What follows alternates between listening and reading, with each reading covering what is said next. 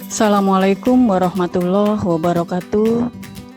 Saya Sumaenah, CGP, SMP Negeri 3 Gegesik, Kabupaten Cirebon, akan memaparkan elaborasi pemahaman kebutuhan perubahan di sekolah. Guru penggerak, merdeka belajar. Salam dan bahagia. Kita mulai dari pemahaman tentang paradigma inquiry apresiatif atau IA. Inquiry apresiatif atau IA adalah pendekatan manajemen perubahan yang kolaboratif dan berbasis kekuatan. IA menggunakan prinsip-prinsip utama psikologi positif dan pendidikan positif. Implementasinya dimulai dengan menggali hal-hal positif, keberhasilan yang telah dicapai, dan kekuatan yang dimiliki organisasi sebelum organisasi menapak pada tahapan selanjutnya dalam melakukan perencanaan perubahan. Paradigma IA dapat dilakukan dengan tahapan bagja, yaitu B. Buat pertanyaan untuk menyepakati arah penyelidikan. A. Ambil pelajaran untuk mengambil hal-hal positif dari pertanyaan utama yang sudah disepakati oleh komunitas atau organisasi. G. Gali mimpi dengan membuat narasi tentang perubahan ideal yang diinginkan bersama. J.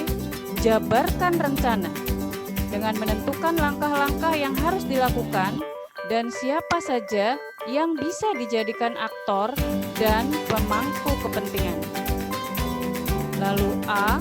Atur eksekusi dengan mentransformasikan mimpi menjadi nyata. Hubungan antara paradigma IA dengan pemikiran Ki Hajar Dewantara atau KHD. Ada dua pemikiran Ki Hajar Dewantara yang akan kita sandingkan dengan paradigma IA ini. Yang pertama adalah bahwa dasar pendidikan anak berhubungan dengan kodrat alam dan kodrat zaman. Kemudian pernyataan KHD bahwa anak-anak hidup dan tumbuh sesuai kodratnya sendiri. Pendidik hanya dapat merawat dan menuntun tumbuhnya kodrat itu. Hubungan antara paradigma IA dengan pemikiran KHD adalah selaras atau sejalan. Hal ini terlihat dari bahwa setiap anak dengan kodrat yang dibawanya sejak lahir memiliki sisi positif dan sisi negatif.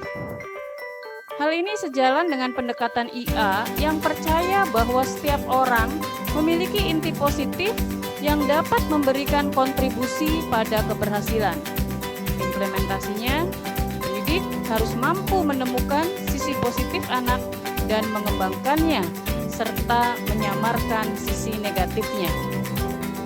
Peran pendidik adalah menuntun tumbuh dan hidupnya kekuatan-kekuatan kodrat atau inti positif anak, sehingga dapat memperbaiki lakunya, bukan dasarnya. Hal ini sejalan dengan pendekatan IA yang secara kolaboratif dapat membantu membebaskan potensi inovatif dan kreativitas anak. Peran pendidik dalam pemikiran KHD. Yang pertama, sebagai pamong atau penuntun. Menuntun dengan contoh dan membantu menemukan kekuatan diri peserta didik sehingga tumbuh inovasi dan kreativitasnya sesuai dengan kodratnya masing-masing. Yang kedua, sebagai motivator. Menumbuhkan motivasi intrinsik peserta didik untuk memiliki target belajar yang tinggi, mandiri, dan berkinerja baik secara akademis. Dan yang ketiga, sebagai fasilitator. Memfasilitasi peserta didik dengan mendesain lingkungan belajar yang berpihak pada anak, sehingga peserta didik dapat mengembangkan dirinya tanpa tekanan, aman, dan nyaman. Bagaimana memanfaatkan paradigma inquiry apresiatif untuk mewujudkan 2 poin KHD tersebut? Yang pertama, Menggunakan paradigma IA sebagai strategi atau jalan untuk melakukan perubahan secara kolaboratif, sehingga menjadikan sekolah sebagai ruang yang aman, nyaman, dan bermakna bagi peserta didik. Kemudian, menggali potensi peserta didik atau inti positifnya untuk dijadikan kekuatan dalam mengembangkan murid merdeka.